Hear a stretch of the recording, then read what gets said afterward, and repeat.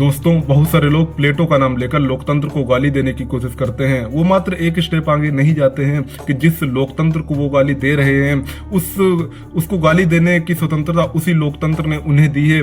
प्लेटो के बारे में वो बहुत गहराई से नहीं पढ़ते हैं कि वो लोकतंत्र का विरोध क्यों करता था। प्लेटो लोकतंत्र का विरोध इसलिए करता था ताकि मूर्खों की भीड़ किसी राष्ट्र पर शासन न कर सके। उसका कोई राजनीतिक कारण नहीं था, वो एक दार्शनिक था और उसकी आपत्ति एक दार्शनिक आपत्ति थी। वो दार्शनिक की तरह सोचता था।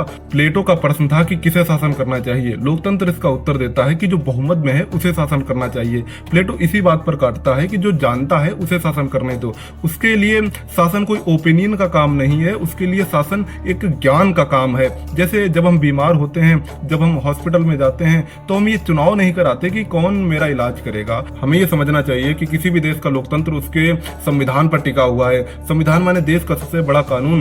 प्लेटो ने लोकतंत्र को इच्छाओं का शासन बताया है।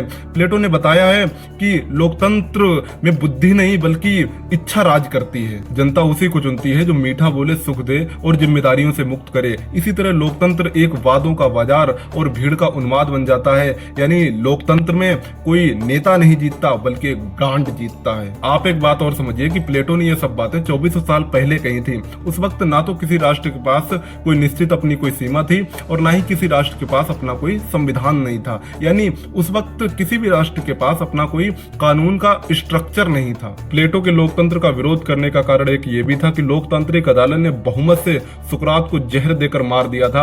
उनके प्रति सुकरात का मात्र ये अपराध था कि उसने लोगों को सोचने पर मजबूर कर दिया था।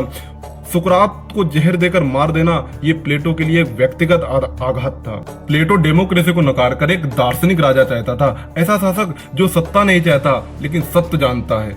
उसके लिए एक आदर्श राज्य था कि सबसे ऊपर ज्ञान, उसके नीचे साहस और सबसे नीचे संयम। आपको ये समझना चाहिए कि आज दुनिया के लगभग ज्यादातर देश लोकतांत्रिक हैं। कुछ देशों को छोड़कर लगभग सभी देशों में उनकी जनता के पास स्वतंत्रता है, लेकिन किसी भी देश में उनकी जनता के पास या देश के मुखिया के पास अब्सोल्यूट फ्रीडम या अब्सोल्यूट पावर नहीं है। आज आधुनिक दुनिया में लोकतंत्र, संविधान और शिक्षा को एक जोड़ कर एक रास्ता चुना है। प्लेटो लोकतंत्र का विरोध नहीं कर रहा था, वह अज्ञान के अधिकार का विरोध कर रहा था। वह कह रहा था कि क्या सत्य भी वोट से तय होगा। प्लेटो ने 2400 साल पहले के लोकतंत्र में कमियां देखी और उसके बारे में बात की, जिसे आज लोग पढ़कर लोकतंत्र को गाली देते हैं। ये एक प्रकार की मूर्खता ही है। प्लेटो एक ऐसा राष्ट्र चाहते थे जिसके बारे में एक आम आदमी सोच भी नहीं सकता था। एक आदर्श राष्ट्र जिसमें ज्ञान की गरिमा हो, ना कि वोट की कीमत।